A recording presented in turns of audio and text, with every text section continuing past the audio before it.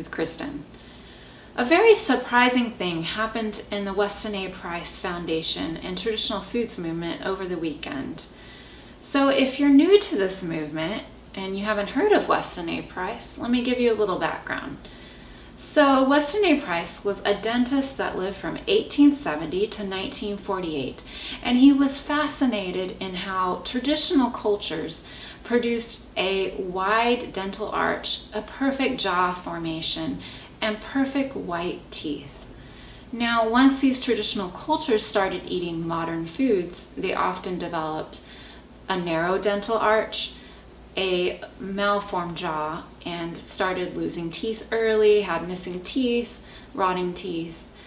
So he was fascinated in what foods were these cultures eating that helped them to have such healthy teeth, bone, and jaw. Now he found that they actually ate a wide variety of foods. There wasn't just one food he could point to and say, this is the miracle food. All over the world they were eating different foods that were healthy for them, that were available in their area.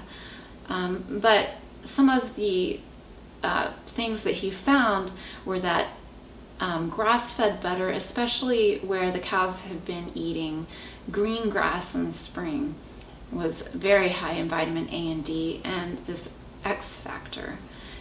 Also pastured meats, raw milk products, and one thing that he found was cod liver oil was specifically high in vitamin A and D, and this was a particularly vibrant thing to help them with the healthy jaw, bones, and teeth. Now, one problem is in our modern day and age, it's hard to find a good cod liver oil. It's often over-processed to where it doesn't even have any vitamin A and D left, or very, very small quantities. So they add synthetic A and D back, and synthetic A and D can actually be harmful to your health, or at least not as good as the natural A and D. So it's very, very hard to find a good cod liver oil.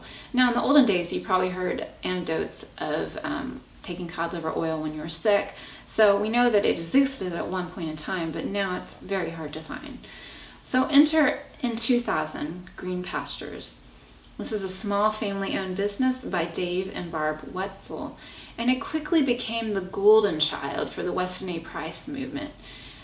They considered it the gold standard for cod liver oils, that basically all other cod liver oils were worthless, and if you were going to get the benefits of cod liver oil, you had to get this Green Pastures brand. Now, I'm relatively new to Green Pastures, maybe a couple years, so I'm not familiar with their whole history, but I heard that possibly they had a shift in their method at one point. But at any rate, now they have what's called fermented cod liver oil, which is unique because most cod liver oils are processed in a different way. And that's also the way that takes all the vitamins out of them.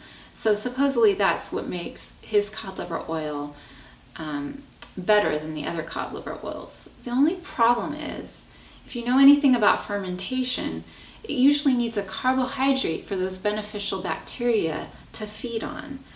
So cod liver oil is not high in carbohydrates, and the question is it actually going rancid? Is it actually rotting? Is it even possible for that cod liver oil to ferment? What are they adding to it to make it be able to ferment? It's a good question. And Dr. Kaayla Daniel has been researching this very issue. Now, just a little background on Dr. Kaayla Daniel. She calls herself the Naughty Nutritionist. She likes to tackle those gnarly issues that other people don't like to tackle, and perhaps bring up controversial issues.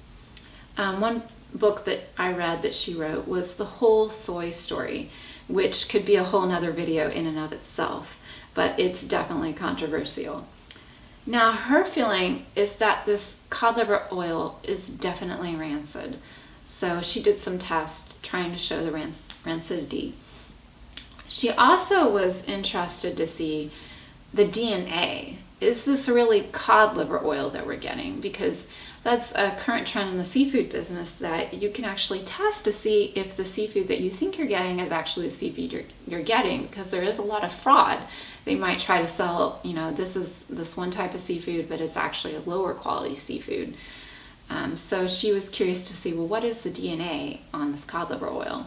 Well, from her test, it was actually Alaskan pollock, which Alaskan pollock is a relative of cod, yes, and maybe in the same family, but it doesn't have the high vitamin A and D that we're looking for traditionally. So it turns out that cod liver is actually becoming harder to get. The cod's becoming overfished, and so that might be possibly why the substitution was made, but it doesn't necessarily make it okay. So Dr. Daniel also found in some of her tests that there was trans fat in the oil. Now this is rather concerning and peculiar. To give you a little bit background on trans fat happens in a laboratory, so it's not a naturally occurring substance. They take something like a vegetable oil and they partially hydrogenate or fully hydrogenate that oil, which turns the oil from more of a liquid to more of a hardened substance.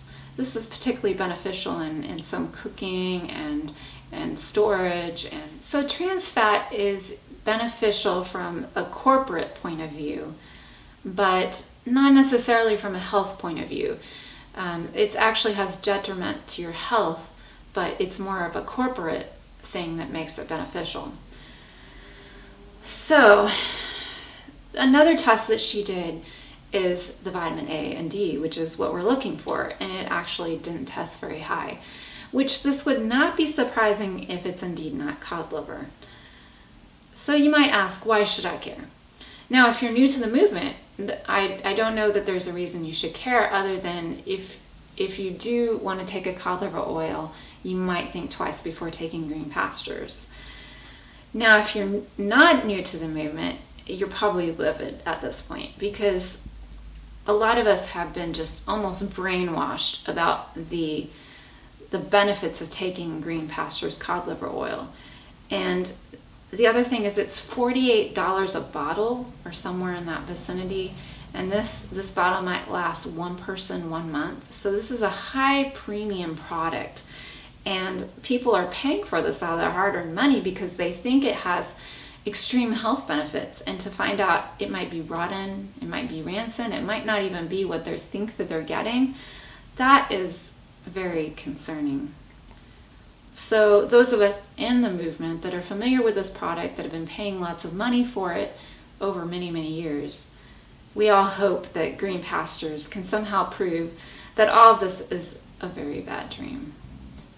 Now I'm going to leave a link in the comments for the ebook from Dr. Kaayla Daniel so that you can read it for yourself, which I highly encourage that you do. Thank